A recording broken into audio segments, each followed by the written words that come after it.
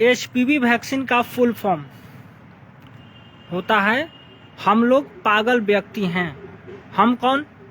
हम लोग में अंधभक्त बोल रहे हैं कि हम लोग पागल व्यक्ति हैं, इसलिए कैंसर का प्रसार करने के लिए इसको वैक्सीन के रूप में हम अपने बच्चों को लगवा रहे हैं। क्यों?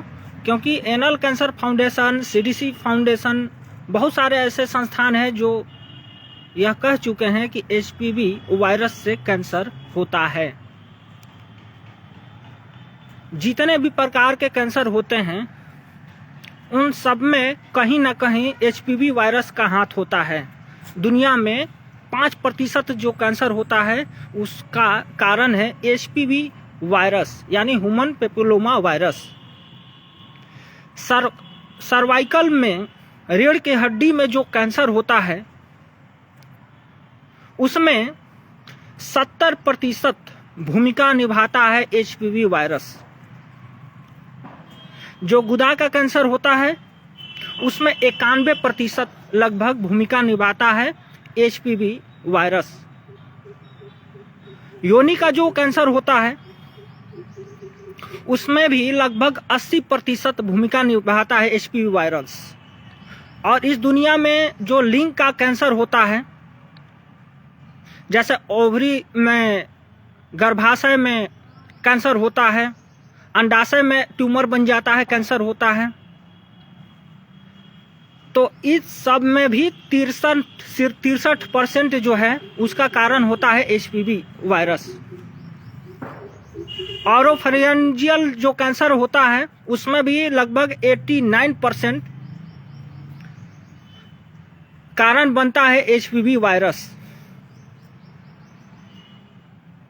तो जो आप लोग वैक्सीन ले रहे हैं उसमें कौन सा वायरस है? यही एचपीवी वायरस।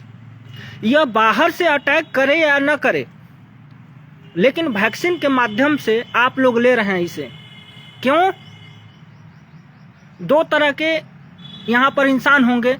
एक ये वो बच्चे होंगे जिनका शरीर एचपीवी वायरस को मार देगा, खत्म कर देगा और एंटीवायरस एंटीबॉडी बना लेगा।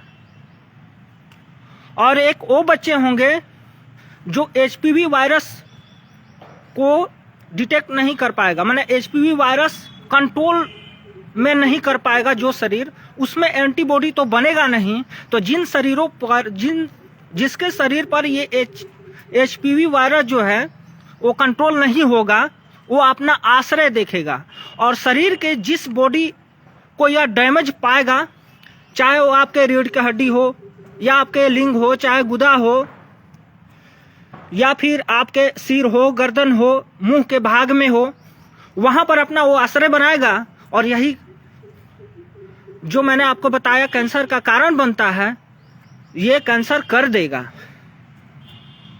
क्योंकि आपको भी पता है कि जितने भी प्रकार के वायरस होते हैं ये निर्जीव होते हैं, तो ये बाहर से हमला करे तो शरीर सहन कर लेगा, एंटीबॉडी खुद ही बना करके उसको मार डालेगा। लेकिन हम वैक्सीन के माध्यम से इस वायरस को डायरेक्ट शरीर में इंजेक्ट कर रहे हैं।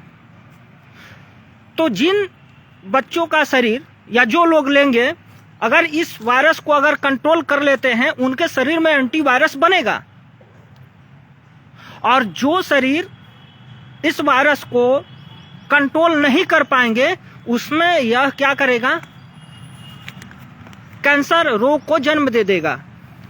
यानी सर्वाइकल में कैंसर हो सकता है, रीढ़ की हड्डी में कैंसर कर सकता है, या गुदा में कैंसर कर सकता है, या योनि में कर सकता है, या लिंग में कर सकता है, या बच्चियों के गर्भाशय में कर सकता है, उनके अंडाशय में कर सकता है। तो ये कैंसर करने का जो स्थान है उसका, वो डैमेज ऑर्गन ही है। फैलोपियन ट्यूब जो मैंने कल आपको बताया था, उसमें भी ये कैंसर कर सकता है। आपके जीभ में, सिर में, गर्दन में, मुंह में ये कैंसर कर सकता है। यानी कि जो भी प्रभावित अंग है शरीर में, वहां पर ये आश्रय बना लेगा।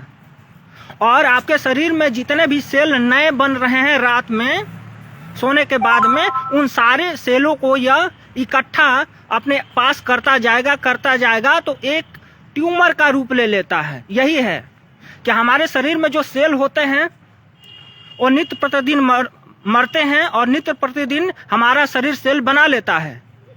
लेकिन ये क्या करेगा, ये जितने भी सेल बनेगा हमारे शरीर में उसको ये अपने आप अपने पास बुला लेगा, यानी स्वयं को राजा बोलेगा कि हमारा यह स्थान है। तो एक जगह जब कोशिका का सेल इकट्ठा होने लगते हैं और पर्याप्त रूप में कोशिका जहां जिस शरीर में मिलने चाहिए वहां पर नहीं पहुंच पाता है, तो इसी को बोलते हैं कि कैंसर सेल, कैंसर का गांठ हो गया।